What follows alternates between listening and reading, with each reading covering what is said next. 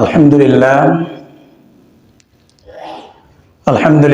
নাহমাদুহু ওয়া নাস্তাঈনুহু ওয়া নাস্তাগফিরুহু ওয়া নাউযু বিল্লাহি মিন শুরুরি আনফুসিনা ওয়া মিন সাইয়্যাতি আ'মালিনা মান ইয়াহদিহিল্লাহু ফালা মুদিল্লা লাহু ওয়া মান ইউদ্লিলহু ফালা হাদিয়া লাহু وأشهد أن لا إله إلا الله وحده لا شريك له وأشهد أن سيدنا ونبينا ومولانا محمدا عبده ورسوله أما بعد فقد قال الله تعالى في كلامه المجيد وفرقانه الحميد أعوذ بالله من الشيطان الرجيم بسم الله الرحمن الرحيم والعصر إن الإنسان لفي خسر إلا الذين آمنوا وعملوا الصالحات وتواصوا بالحق وتواصوا بالصبر صدق الله العظيم وقال النبي صلى الله عليه وسلم إن الله لا يتبع ليل النصف من شعبان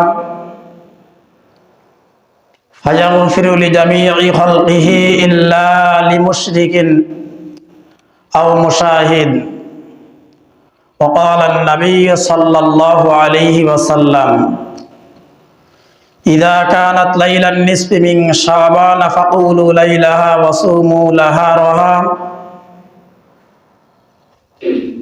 وقال النبي صلى الله عليه وسلم আলহামদুলিল্লাহ সকল প্রশংসা সেই মহান আল্লাহ পাক রব্বুল আলামিনের জন্য যে মহান আল্লাহ পাক রব্বুল আলামিন আমাদেরকে গত রমজান থেকে নিয়ে এই শাবান মাসের 15 তারিখ পর্যন্ত যে মহান আল্লাহ পাক রব্বুল আলামিন আমাদেরকে হায়াত দান করছেন এবং 15 শাবানের রজনীতে যে মহান আল্লাহ পাক রব্বুল আলামিন আমাদেরকে ইশার নামাজ জামাতের সাথে আদায় করার তৌফিক দান করলেন, সেই মহান আল্লাহ পাক রব্বুল আলামিনের দরবারে আমরা সকলে শুকরিয়া আদায় করি, সকলে বলে আলহামদুলিল্লাহ।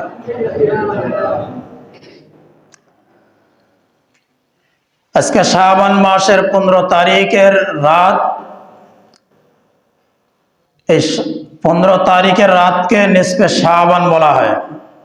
এতদিন পর্যন্ত আমরা যেটা শুনে আসতেছিলাম শবে বরাত, আসলে কোন হাদিসের মধ্যে শবে বরাত নাই। শবে বরাত হইতেছে হলো ফার্সি শব্দ, সব কথার অর্থ হইতেছে রাত্রি, বরাত শব্দের অর্থ হচ্ছে ভাগ্য বা মুক্তি। এই রাত্রিতে আল্লাহ পাক রব্বুল আলামিন তার অসংখ্য বান্দা বান্দীদেরকে মাফ করে দিয়ে থাকেন। সেই রাত্রিটি হইতেছে আজকের রাত্রি। তো আসলে কোন হাদিসের কিতাবের মধ্যে, কোরআনুল কারীমের মধ্যে শবে বরাত এই ভাষাটা কোন হাদিস বা কোরআনের মধ্যে নেই। এই ভাষাটা হইতেছে ফার্সি শব্দ। তো হাদিসের মধ্যে যেটা আসছে সেটা হলো নিসফে শাবান, অর্থাৎ শাবান মাসের মধ্য রজনী, মধ্য তারিখের রাত, 15 তারিখের রাত। তো এই শাবান মাস নিয়ে বা এই রাত নিয়ে আমাদের মাঝে অনেক মতপার্থক্য রয়েছে। আমাদের মাঝে একদল লোক আছে, তারা এই রাতকে নিয়ে অনেক বাড়াবাড়ি করতেছে। আবার একদল লোক আছে এই রাতকে নিয়ে তারা অনেক ছাড়াছাড়ি করতেছে। আর কিছু আলেম মধ্যপন্থায় অবস্থান করতেছে। যারা ভালো আলেম ওলামা, দেওবন্দি ওলামা, তারা মধ্যপন্থা অবস্থান করতেছে। তো এক শ্রেণীর ব্যক্তি তারা আছে, তারা বলতেছে যে এই রাত বলতে কোনো কিছু নাই। শাবান মাসের 15 তারিখের যে শবে বরাতের রাত বা নিসফে শাবান হাদিসের মধ্যে আসছে। তারা বলতেছে নিসফে শাবানের এই শাবান মাসের এই রাতটা বলতে তারা কোনো ইবাদত করে না। ঢাকার মধ্যে অনেক মসজিদ আছে যে প্রতিদিন রাতে তারা এশার নামাজের পরে মসজিদটা খোলা থাকে। আর এই শাবান মাসের 15 তারিখ আসলে দেখা যায় যে এই শাবান মাসের 15 তারিখের মধ্যে তারা এশার নামাজের পরে মসজিদের মধ্যে তালা ঝুলাইয়া দেয়। কেন? মসজিদের মধ্যে যেন লোক অবস্থান করতে না পারে, ইবাদত করতে যেন না পারে। তো যে শ্রেণীর ব্যক্তিরা তারা মনে করতেছে শাবান মাসের 15 তারিখ বা এই নিসফে শাবান, শবে বরাত বা এই রাত্রি কিছুই নাই, সেই ব্যক্তিরা হইতেছে আহলে হাদিসের ব্যক্তি। যারা আহলে হাদিস বলি দাবি করে সেই ব্যক্তিরা হলো তারা। হাদিস শরীফের মধ্যে আসছে আল্লাহ রাসূল জনাবে মুহাম্মদুর রাসূলুল্লাহ সাল্লাল্লাহু আলাইহি ওয়াসাল্লাম হযরত আয়েশা রাদিয়াল্লাহু তাআলা আনহা থেকে বর্ণিত আছে, তিনি বলতেছেন যে আল্লাহ রাসূল শাবান মাস আসলে অনেক বেশি রোজা রাখতেন। শাবান মাসে আল্লাহ রাসূল বেশি বেশি রোজা রাখতেন। যা আয়েশা বলতেছিল যে আমার মনে হয় যে আল্লাহ রাসূল সারা মাস মনে হয় রোজা রাখবে, এরকম মনে হইতেছিল। অথচ আহলে হাদিস ব্যক্তি যারা আছে, যারা আহলে হাদিস বলে দাবি করে, সেই ব্যক্তিরা বলে শাবান মাসে রোজাও নাই। তাহলে আল্লাহ রাসূল এই মাসে বেশি বেশি রোজা রাখতেন। হাদিসের মধ্যে আছে রমজান মাসের পরে সবথেকে বেশি রোজা আল্লাহ রাসূল শাবান মাসে রাখতেন। শাবান মাসে, রমজান মাসের পরে যে রোজা রাখতেন আল্লাহ রাসূল, সেই মাসটা হইতেছে শাবান মাস। অন্যান্য মাসেও রাখতেন আল্লাহ রাসূল রোজা, কিন্তু এই মাসে বেশি রোজা রাখতেন।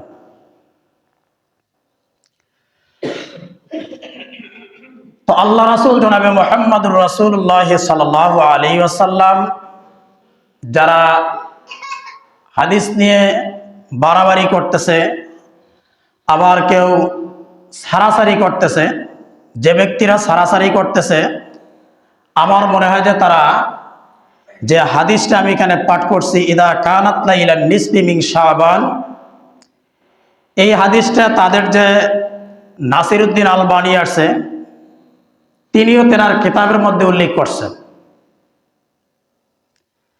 এই 15 রজনীর রাত্রিটি তিনিও তেনার কিতাবের মধ্যে স্বীকার করছেন, উল্লেখ করছেন। কিন্তু এই ভাইয়েরা এই রাত্রিটিকে মানে না। পরের দিন রোজাও তেনারা মানে না। আজ থেকে 2 বছর বা 1 বছর আগে দেখা গেছে, যেখানে পাশেই এক মসজিদের মধ্যে এরকম আলোচনা শুনছিলাম যে যারা এই শবে বরাতের রোজা যারা রাখছে, মসজিদের খতিব সাহেব বলছিলেন যে আজকে যারা রোজা রাখছে তারা সমস্ত ব্যক্তিরা রোজা ভাঙবে, যত গোনা হবে আমি গোনা নেব। পাশের এক মসজিদে। তাহলে একজন ব্যক্তির গোনা আর একজন ব্যক্তি, কাল কিয়ামতের মাঠে সমস্ত নবীরা ইয়া নফসি নফসি পড়া শুরু হয়ে যাবে। তাহলে একজন আর একজন ব্যক্তি অন্যের গোনা কিভাবে নিতে চায়, যে আমি তোমাদের গোনা নেব, তোমরা রোজা এই মুহূর্তে ভেঙে ফেলবে। তাহলে মানুষ কতটা জাহেল হইলে এই কথা বলতে পারে? কারণ আমার নিজের গোনার থেকে বাঁচা, নিজের গোনা নিয়ে তো কিয়ামতের মাঠে আমার ইয়ানফসি শুরু হয়ে যাবে। আমি অন্যের গোনা কিভাবে নেব? তো এই জন্য এরা হাদিসকে সারাসারি করে। এই জন্য বাংলাদেশের মধ্যে যে মাদ্রাসাগুলির মধ্যে দাওরায় হাদিস পড়ানো হয়, যে মাদ্রাসাগুলির মধ্যে দাওরায় প্রতি বছরে দাওরা হাদিস পড়া হয়, বড় বড় কিতাবগুলি পড়া হয়, বাংলাদেশের যিনি বুখারী শরীফটা বাংলায় তরজমা করছেন, তিনি আফসোস করে এই কথাটা বলছিলেন যে আসলে বুখারী শরীফ পড়াইতে পড়াইতে আমি বিরুদ্ধ হয়ে গেলাম। বাংলাদেশের মধ্যে সর্বপ্রথম বুখারী বাংলা তরজমা আমি করলাম, অথচ আমার বাংলায় বুখারী শরীফটা পড়িয়ে অনেকেই আহলে হাদিস দাবি করে, কিন্তু আমি তরজমা করলাম, কিন্তু আমি আজ পর্যন্ত আহলে হাদিস হতে পারলাম না।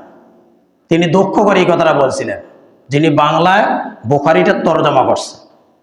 তিনি বলছিলেন যে আমি তরজমা করিয়ে বাংলায় বুখারী শরীফটা লিখলাম, অথচ আমি লিখলাম আমার পড়া বুখারী শরীফটা বাংলায় তরজমাকৃত বুখারীটা মানুষ পড়িয়ে আহলে হাদিস বলে আজকে দাবি করতেছে, কিন্তু আমি আহলে হাদিস হতে পারলাম না। তো এই জন্য ওই দিকে আমরা আর যাব না। আর একটা দল আসছে বাড়াবাড়ি করে, সেই দলটি হইতেছে যে শাবান মাসের 15 তারিখে তারা দেখা যায় আলোকসজ্জা করে। অনেক মসজিদ আছে সারা বছর ইবাদত তারা করে না, শাবান মাসের 15 তারিখ আসলে তারা কি করে, মসজিদের মধ্যে লাইটিং করে, মসজিদের মধ্যে লাইটিং করে, খাবারের আয়োজন করে, বাড়িতে হালুয়া রুটি রান্না করে, এই 15 শাবানকে উল্লেখ করে। অথচ সারা বছর তারা কি করে নাই, নামাজ পড়ে নেই। 15 শাবান আসছে, এই 15 শাবানকে ওসিলা করে তারা কি করতেছে, বাড়িতে খাবারের ব্যবস্থা করতেছে বা মসজিদের মধ্যে আলোকসজ্জা করতেছে, অনেকে আছে আতশবাজি করতেছে, বিভিন্ন প্রকারের খেলার আয়োজন করতেছে। এগুলি সম্পূর্ণরূপে হারাম, এটা হচ্ছে বাড়াবাড়ি করা। তাহলে এই 15 শাবান নিয়ে দল তিনটা হয়ে গেছে আলেম ওলামাদের মধ্যেও, একটা হলো সারাসারি, আর একটা হলো বাড়াবাড়ি। যে গ্রুপটা বাড়াবাড়ি করতেছে তারা মসজিদের মধ্যে আলোকসজ্জা করতেছে, খাবারের আয়োজন করতেছে, তারা এই রাতটাকে মানে ইবাদতের পরিবর্তে খাওয়া দাওয়ার আয়োজন নিয়ে তারা ব্যস্ত হয়ে গেছে। আর একটা গ্রুপ ছাড়াছাড়ি করতেছে, আর একটা আছে মধ্যম পন্থায়। তো আসলে আল্লাহ পাক রব্বুল আলামিন, আল্লাহ রাসূল জনাবে মুহাম্মদুর রাসূলুল্লাহ সাল্লাল্লাহু আলাইহি ওয়াসাল্লাম বলছেন, এই শাবান মাসের 15 তারিখের রাত্রে আল্লাহ পাক রব্বুল আলামিন অসংখ্য বান্দা বান্দীদেরকে মাফ করে দিয়ে থাকেন। একটা হাদিসের মধ্যে আছে ফায়াগফিরু লিজামিই খালকিহি, আল্লাহ পাক রব্বুল আলামিন এই রাত্রিতে সমস্ত বান্দা বান্দীদেরকে মাফ করে দিয়ে থাকেন। এখানে আসছে সমস্ত বান্দা বান্দীদেরকে মাফ করে দিয়ে থাকেন, ইল্লা লিমুশরিকিন আও মুশাহিদ, দুই শ্রেণীর ব্যক্তি ছাড়া। আল্লাহ রাসূল বলতেছেন দুই শ্রেণীর ব্যক্তি ছাড়া সমস্ত বান্দা বান্দীদেরকে আল্লাহ পাক রব্বুল আলামিন মাফ করে দিয়ে থাকেন। সেই দুই শ্রেণীর ব্যক্তি কারা? আল্লাহ রাসূল বলছেন ইল্লা লিমুশরিকিন, যারা শিরক করে, যারা শিরক করবে এই ব্যক্তিদেরকে আল্লাহ পাক রব্বুল আলামিন কখনো মাফ করবেন না। আল্লাহর সঙ্গে যারা কাউকে শরীক করবে সেই ব্যক্তিদেরকে আল্লাহ পাক রব্বুল আলামিন কখনো মাফ করবেন না।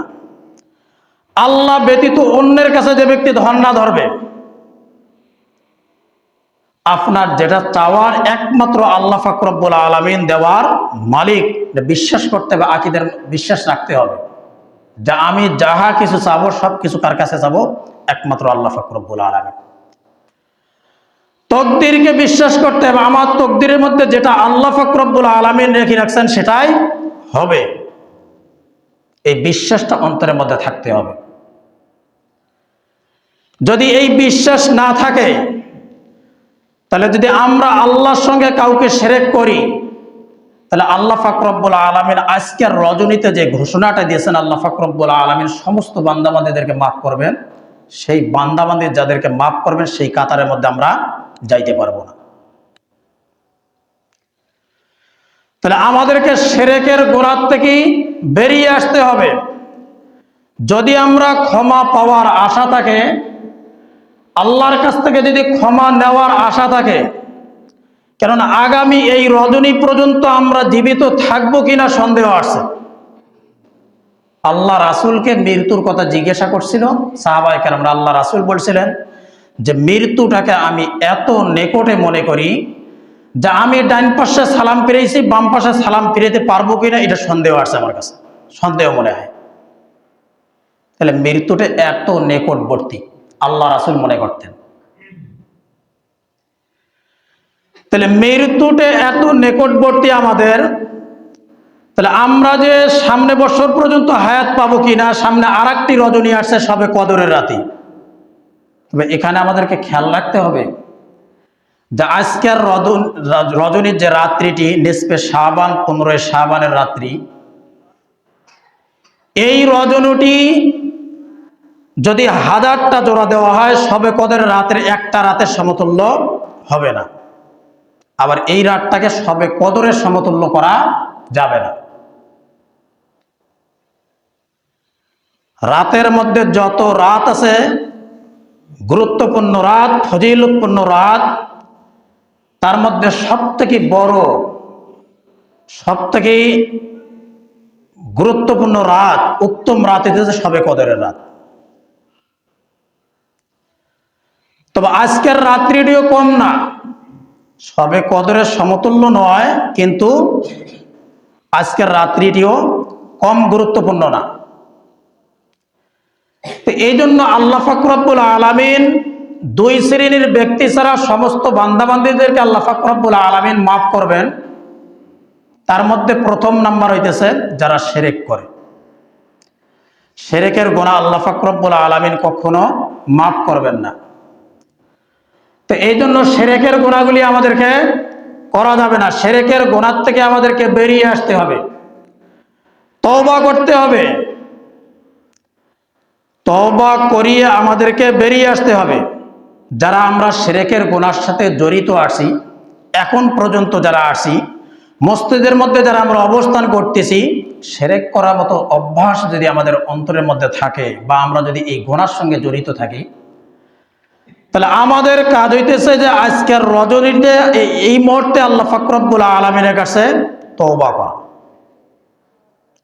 যদি আমরা তওবা করিয়ে বেরিয়ে আসতে পারি, তাহলে আমাদের মতো পাপী ব্যক্তিদেরকে আল্লাহ পাক রব্বুল আলামিন আজকের রজনীতে যদি আমরা খালেস নিয়তে তওবা করতে পারি, আল্লাহ পাক রব্বুল আলামিন মাফ করে দিয়ে দেবেন। কেননা এর নজির অনেক আছে। মুসা আলাইহিস সালাতু ওয়াস সালাম যখন পানির জন্য দোয়া করতেছিলেন, পানি হয় না, তো আল্লাহ পাক রব্বুল আলামিন সেই সময় আল্লাহ পাক রব্বুল আলামিন মুসা আলাইহিস সালাতু ওয়াস সালামকে বলছিলেন যে মুসা, তুমি যে জায়গার মধ্যে দোয়া করতেছো এই জায়গার মধ্যে এমন একজন পাপী ব্যক্তি আছে, জেনাকার ব্যক্তি আছে, এই পাপী ব্যক্তির জন্য আমি আল্লাহ পাক রব্বুল আলামিন তোমার দোয়া কবুল করতেছি না। তো মুসা আলাইহিস সালাতু ওয়াস সালাম আল্লাহ পাক রব্বুল আলামিনকে বলছিলেন যে আল্লাহ, সেই ব্যক্তিটাকে আমাকে নাম বলো। তো আল্লাহ পাক রব্বুল আলামিন নাম বলেন নাই। তো আল্লাহ বললেন যে মুসা আলাইহিস সালাতু ওয়াস সালামকে, মুসা তুমি তওবা করতে বলো ওই ময়দানে।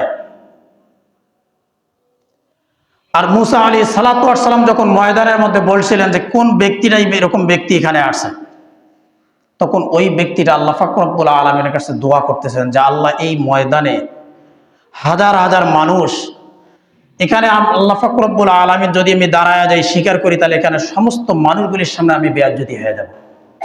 তো আল্লাহ পাক রব্বুল আলামিন কোনো বান্দাবান্দীদেরকে ছোট করতে চান না। তো মুসা আলাইহিস সালাতু ওয়াস সালাম আল্লাহর কাছে জানতে চাইছেন, কিন্তু আল্লাহ পাক রব্বুল আলামিন খালি বলছেন যে ওই জায়গার মধ্যে একজন পাপী ব্যক্তি আছে, গুনাহগার ব্যক্তি আছে, শিরক করা ব্যক্তি আছে। যখন আল্লাহ পাক রব্বুল আলামিন মুসা আলাইহিস সালাতু ওয়াস সালামকে জানায়া দিয়েছেন আর তওবার কথা বলছেন, ওই ব্যক্তিটা ওই ময়দানের মধ্যে এমন ভাবে তওবা করছে যে আল্লাহ পাক রব্বুল আলামিন তওবা কলিল করে বৃষ্টি নাজিল করে দিয়ে দিয়েছেন। সুবহানাল্লাহ। সেই জন্য আমরা যারা এরকম মুশরিক, শিরক করা ব্যক্তি আমরা যারা এখানে আসি, মুশরিক ব্যক্তি যারা আমরা আসি, যদি আজকের এই ওয়াজের পরে, এই আলোচনার পরে যদি আমরা এই জায়গার মধ্যে তওবা করি, আমার মনে হয় যে আল্লাহ পাক রব্বুল আলামিন আমাদেরকে ওইরকম মাফ করে দিয়ে দেবেন। এই জন্য আমাদের তওবা করার দরকার। পরের অংশে আল্লাহ রাসূল জনাবে মুহাম্মদুর রাসূলুল্লাহ সাল্লাল্লাহু আলাইহি ওয়াসাল্লাম বলতেছেন, আও মুশাহিদ, যে ব্যক্তি হিংসুক, এই হিংসুক ব্যক্তিকে আল্লাহ পাক রব্বুল আলামিন আজকের রাত্রিতে মাফ করবেন না। দুই শ্রেণীর ব্যক্তির কথা বলছেন। তার মধ্যে যে ব্যক্তি হিংসুক ব্যক্তি আছে, যে সমাজে এরকম অনেক হিংসুক ব্যক্তি আছে। একজন ব্যক্তির ভালো চলতেছে, একজন ভালো কামাই রোজগার করতেছে, দেখবেন আর একজন ব্যক্তি জ্বলতেছে, সেইটা সহ্য করতে পারতেছে না, হিংসুক। একজন ব্যক্তি বাড়ি ঘর করতেছে, দেখবেন পাশের বাড়ির আরেকজন ব্যক্তি সহ্য করতে পারতেছে না, অমুক ব্যক্তি এত টাকা পয়সা হইতেছে, বাড়ি ঘর করতেছে, সে করতেছে। একজন ব্যক্তির মেয়ের ভালো জায়গার মধ্যে বিয়ে হইতেছে, আর একজন ব্যক্তি এটা সহ্য করতে পারতেছে না, সে হিংসার চোখে দেখতেছে। তো এই জন্য হিংসুক ব্যক্তি যারা আছে, আল্লাহ রাসূল জনাবে মুহাম্মদুর রাসূলুল্লাহ সাল্লাল্লাহু আলাইহি ওয়াসাল্লাম বলছেন যে শবে বরাতের রাত্রি, নিসফে শাবানের রাত্রি, অর্থাৎ আজকের রাত্রি আল্লাহ পাক রব্বুল আলামিন সমস্ত বান্দা বান্দীদেরকে মাফ করবেন, এই দুই শ্রেণীর ব্যক্তিকে মাফ করবেন। একটা হলো যারা শিরক করে, আর একটা যারা হিংসুক ব্যক্তি আছে সমাজের মধ্যে বসবাস করে। এই দুই শ্রেণীর ব্যক্তিকে আল্লাহ পাক রব্বুল আলামিন মাফ করবেন না। তবে যদি তারা তওবা করিয়ে ফিরে আসে, ইয়া আইয়ুহাল্লাযীনা আমানু তুবু ইলাল্লাহি তাওবাতান নাসুহা, আল্লাহ পাক রব্বুল আলামিন কোরআনুল কারীমের মধ্যে বলছেন, যারা তওবায়ে নাসুহা করবে, পাপ করছে সপ্তম আসমান পরিমাণ, পাপ করতে করতে নিজের জীবনটাকে শেষ করে ফেলছে, সপ্তম আসমান পরিমাণ তো পাপ করছে, সেই ব্যক্তিটাও যদি আল্লাহ পাক রব্বুল আলামিনের দিকে ফিরে আসে, তওবা করে, ইয়া আইয়ুহাল্লাযীনা আমানু তুবু ইলাল্লাহি তাওবাতান নাসুহা, যদি তারা তাওবা নাসুহা করে, খালেস নিয়তে তওবা করে, অতীতের সমস্ত গুনার কথাগুলি স্মরণ করে সমস্ত পাপগুলি যদি তারা বর্জন করে, করিয়ে যদি তারা নিয়ত করে যে আল্লাহ পাক রব্বুল আলামিন, আজকে আমি যে অবস্থায় আছি, এই মসজিদের মধ্যে আছি বা বাহিরে আছি, আমি তওবা করলাম, অতীতের সমস্ত গুনাহগুলি আমি আজকের থেকে ছেড়ে দেব। আল্লাহ যতদিন পর্যন্ত আমাকে হায়াত দান করছো, ততদিন পর্যন্ত এই গুনাহগুলির সঙ্গে আমি আর জড়িত থাকবো না। তাহলে আশা করা যায় যে আল্লাহ পাক রব্বুল আলামিন ওই বান্দাবান্দির জীবনের সমস্ত গুনাহগুলি মাফ করে দিয়ে দেবেন। এই জন্য তওবা করা। অন্যান্য হাদিসের মধ্যে আরো আসছে, অনেক প্রকার ব্যক্তির কথা আসছে, যেমন আত্মীয়তা ছিন্নকারী, সেই ব্যক্তিদেরকে আল্লাহ পাক রব্বুল আলামিন সহজে মাফ করেন না, এগুলি অন্য হাদিসের মধ্যে আসছে। আর এক শ্রেণীর ব্যক্তি আছে যারা মানুষকে অন্যায়ভাবে হত্যা করে, সেই ব্যক্তিদেরকে আল্লাহ পাক রব্বুল আলামিন ক্ষমা করবেন না এই রাত্রিতে। তাহলে আল্লাহ রাসূল জনাবে মুহাম্মদুর রাসূলুল্লাহ সাল্লাল্লাহু আলাইহি ওয়াসাল্লাম হাদিসের মধ্যে বলতেছেন, ইদা কানাত লাইলান নিসফি মিন শাবান ফাকুমু লাইলাহা ওয়া সুমু নাহারাহা, যে 15 শাবানের রাত্রি আল্লাহ পাক রব্বুল আলামিন বান্দা বান্দীদের একদম নিকটে চলে আসেন, প্রথম আসমানের মধ্যে চলে আসেন। প্রথম আসমান মাগরিবের পর থেকে নিয়ে আলা কাদা হাত্তা ইয়াতলু আল ফাজরি, ফজরের ওয়াক্ত পর্যন্ত আল্লাহ পাক রব্বুল আলামিন প্রথম আসমানের মধ্যে থাকবেন। থাকার পরে সমস্ত বান্দা বান্দীদেরকে আল্লাহ পাক রব্বুল আলামিন ডাকবেন, সমস্ত বান্দা বান্দীদেরকে আল্লাহ পাক রব্বুল আলামিন ডাক দেবেন। কার কি চাওয়ার আছে, দুনিয়ার মধ্যে কার কি সমস্যা আছে, কার অর্থের প্রয়োজন আছে, কার সম্মানের প্রয়োজন আছে, কোন ব্যক্তি যদি অসুস্থ থাকে, অসুস্থর জন্য আল্লাহ পাক রব্বুল আলামিনের কাছে শেফা চাওয়া, রোগ থেকে মুক্তি চাওয়া, রেজেকের কমতি কোন ব্যক্তির আছে, তারা রেজেকের জন্য আল্লাহ পাক রব্বুল আলামিন বলতেছেন তোমরা আমার কাছে চাও। আলা মিন মুস্তাগফিরিন ফাগফির আলা মুস্তারজিকিন ফারজুকলা, আল্লাহ পাক রব্বুল আলামিন বলেন আমি তোমাদেরকে দেব, তোমাদের কি সমস্যা আছে তোমরা আমার কাছে চাও। আজকের এই বরকতময় রাতে আমি আল্লাহ পাক রব্বুল আলামিনের বরকতের সমস্ত দরজাগুলি আমি খুলে রাখছি। বরকতের সমস্ত দরজাগুলি আমি আল্লাহ পাক রব্বুল আলামিন আজকের রাতে তোমাদের জন্য খুলে রাখছি। এখন তোমরা আমার কাছ থেকে নেবে, বরকতের দরজাগুলি আমি খুলিয়ে রাখছি, তোমরা আমার কাছ থেকে বরকত চেয়ে নাও। কার কি সমস্যা আছে তোমরা আমার কাছ থেকে চাও, আমি আল্লাহ পাক রব্বুল আলামিন তোমাদেরকে দেব। কিসের মাধ্যমে? দুনিয়াতে আমরা কারো কাছ থেকে কিছু নিতে গেলে অর্থের মাধ্যমে নেওয়া লাগে। দুনিয়াতে কিছু নিতে গেলে অর্থের মাধ্যমে নেওয়া লাগে। তো আল্লাহ পাক রব্বুল আলামিন বলতেছেন যে তোমরা আজকের রজনীতে তোমরা আমার কাছ থেকে সেজদার মাধ্যমে চাও, নামাজের মাধ্যমে। তোমরা 2টা 4টা সেজদা করো আমি আল্লাহ পাক রব্বুল আলামিনের জন্য, সেজদা দাও। এই সেজদার মাধ্যমে আমি আল্লাহ পাক রব্বুল আলামিন তোমাদের বরকতের যে দরজাগুলি খুলে রাখছি, এখান থেকে তোমরা যেটা চাবে আমি আল্লাহ পাক রব্বুল আলামিন তোমাদেরকে দিয়ে দেব সেজদার মাধ্যমে। তো আজকের রাত্রিটি আল্লাহ রাসূল বলছেন যে তোমরা রাত জাগিয়ে জাগিয়ে কি করো? ইবাদত করো। এখন রাত জাগিয়ে আমরা ইবাদত করব, ইবাদত মসজিদের মধ্যেই করতে হবে এমন কোনো শর্ত নাই। আমরা এই মসজিদের মধ্যেও জাগতে পারবো, বাড়িতেও জাগতে পারবো। তবে নফল নামাজ, সুন্নাত নামাজগুলি বাড়িতে পড়াই উত্তম, আর ফরজ নামাজ মসজিদে পড়া উত্তম। আমরা বাড়িতে রাত জাগিয়ে ইবাদত করব বা মসজিদের মধ্যে রাত জাগিয়ে আমরা ইবাদত করব। অনেক ব্যক্তি আমরা আসছে যে যাই হোক আমি 50 রাকাত নামাজ পড়বো, 100 রাকাত নামাজ পড়বো। 50 রাকাত 100 রাকাত নামাজের কথা কোনো হাদিসের মধ্যে নেই। 50 রাকাত পড়তে হবে, 100 রাকাত পড়তে হবে, এরকম কোনো হাদিস নাই। তো আমাদেরকে কি করতে হবে? আল্লাহ রাসূল জনাবে মুহাম্মদুর রাসূলুল্লাহ সাল্লাল্লাহু আলাইহি ওয়াসাল্লাম হাদিসের মধ্যে আসছে, দেখা গেছে কোন রাত 2 রাকাত নামাজের মধ্যে সারা রাত চলে গেছে। 4 রাকাত নামাজ পড়ছে আল্লাহ রাসূল, সারা রাত চলে গেছে।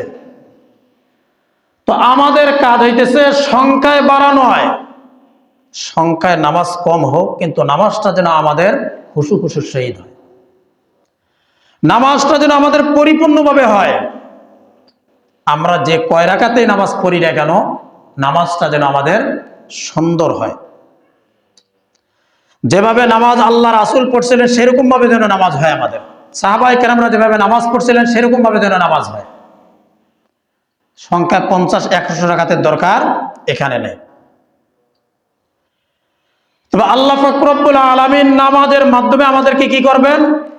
রহমতের দরজা থেকে, খাদ্যের ভান্ডার থেকে আমাদের রেজেকের ফয়সালা, আমাদের রহমতের যে দরকার, রহমতের ফয়সালা আজকে নামাজের মাধ্যমে আমরা নিতে পারবো। গুনাহ মাফ নিতে পারবো আমরা নামাজের মাধ্যমে। এখন অনেক ব্যক্তি অসুস্থ, তারা নামাজ পড়তে পারবে না, সেজন্য কি তারা বঞ্চিত হবে? তারাও বঞ্চিত হবে না এই রাত থেকে।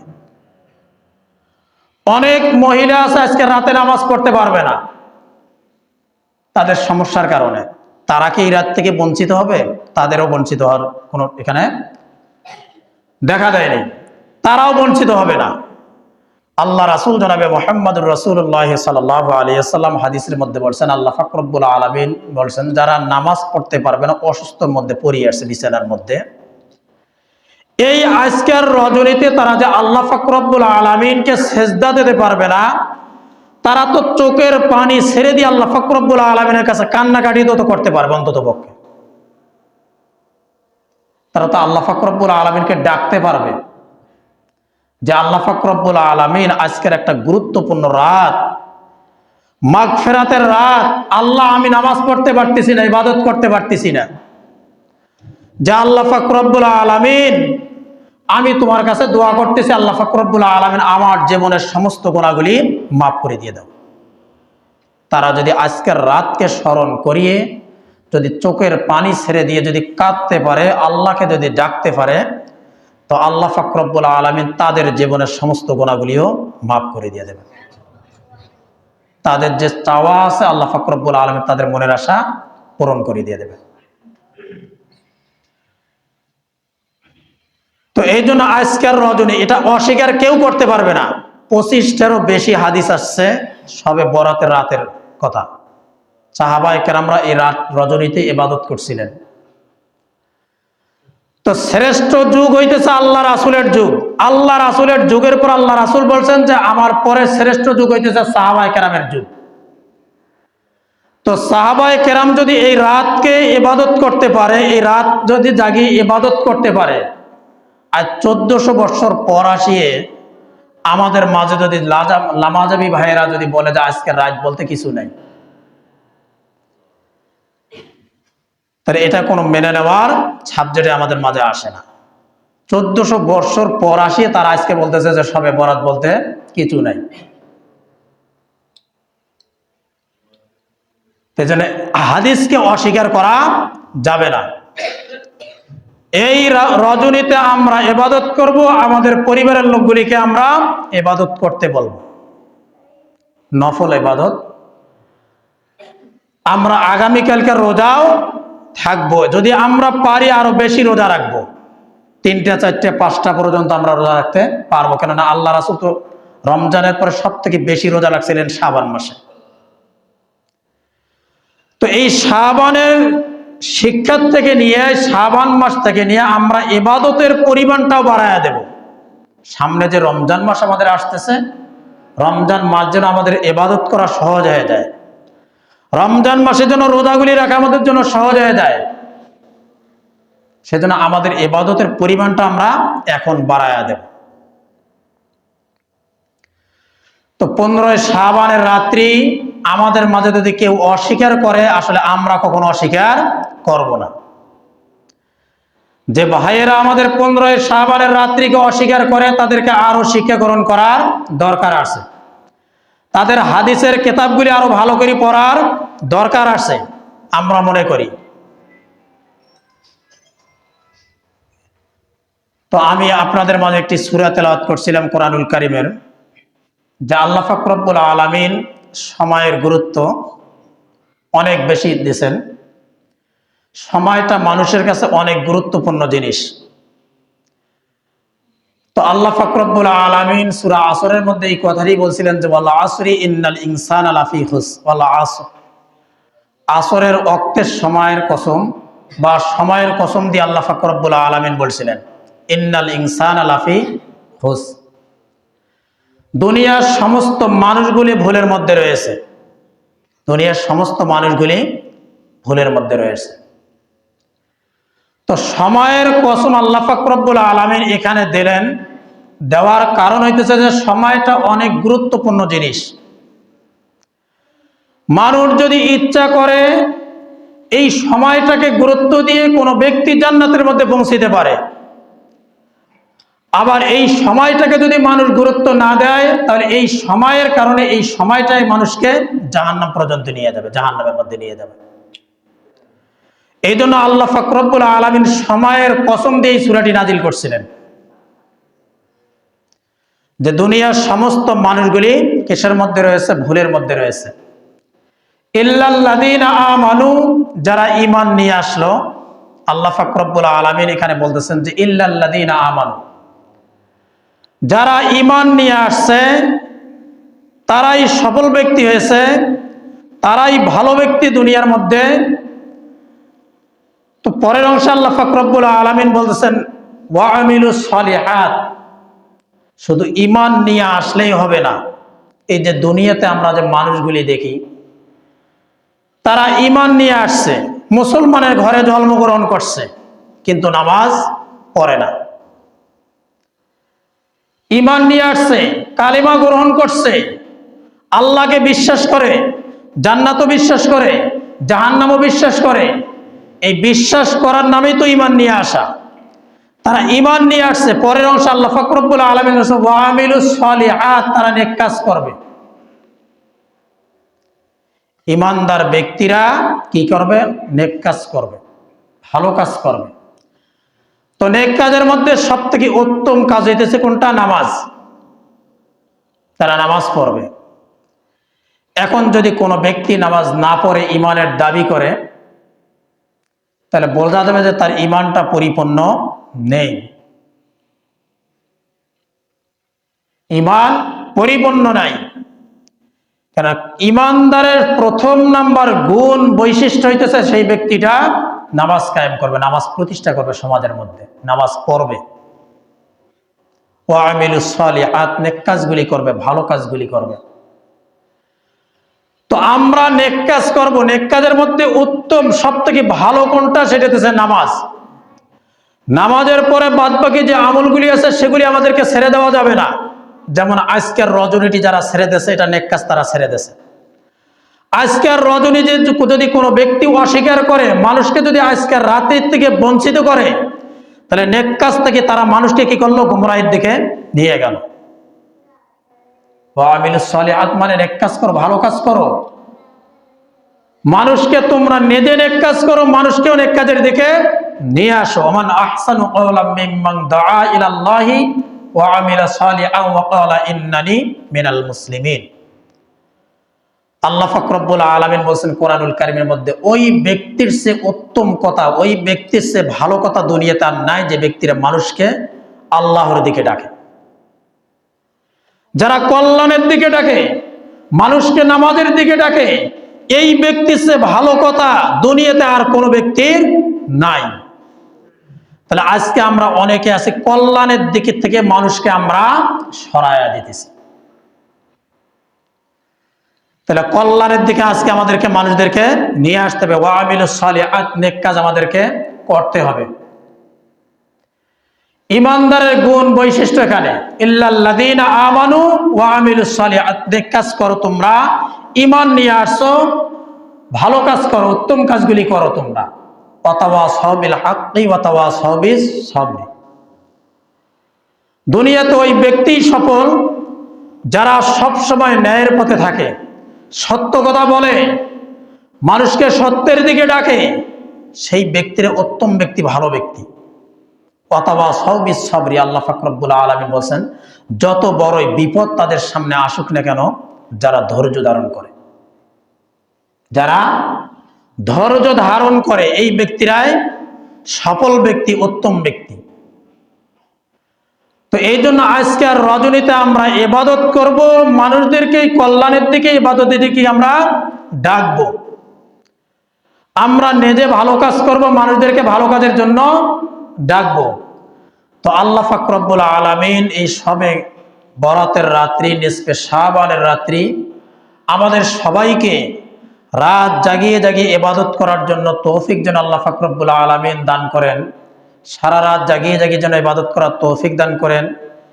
আমরা যে যতটুকু সময় পাবো, যার যতটুকু জাগিয়ে থাকার মতো সামর্থ্য আছে, শরীরের মধ্যে শক্তি আছে, ততটুকু আমরা জাগবো। নামাজ ছেড়ে দিয়ে নয়। ঈশার নামাজ যেভাবে আমরা জামাতের সাথে আদায় করছি, আমরা রাত জাগার পরেও যেন ফজরের নামাজটা আমরা জামাতের সাথে আদায় করতে পারি। এখন এতে আমাদের যতটুকু সম্ভব ততটুকু পর্যন্ত আমরা রাত জাগবো। যদি আমি মনে করি যে আমি সারা রাত জাগিয়ে ফজরের নামাজ আমি মসজিদের মধ্যে পড়িয়ে যায় ঘুমাবো, তাহলে আমরা সারা রাত জাগবো।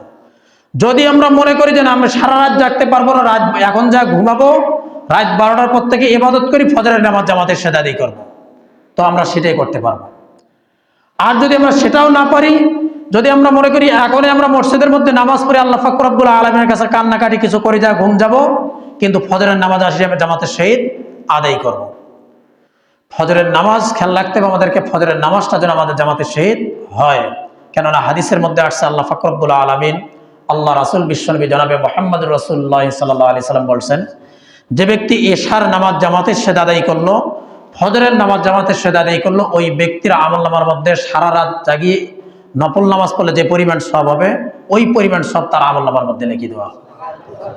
তো এই জন্য এশার নামাজ যেভাবে আমরা জামাতের সাথে আদায় করছি, আমরা চেষ্টা করব ফজরের নামাজটা যেন আমরা জামাতের সাথে আদায় করতে পারি। আল্লাহ পাক রব্বুল আলামিন আমাদের সবাইকে তৌফিক দান করুক। সকলে বলেন আমিন। ওয়া আখিরি দাওয়ানা আলহামদুলিল্লাহি রাব্বিল আলামিন।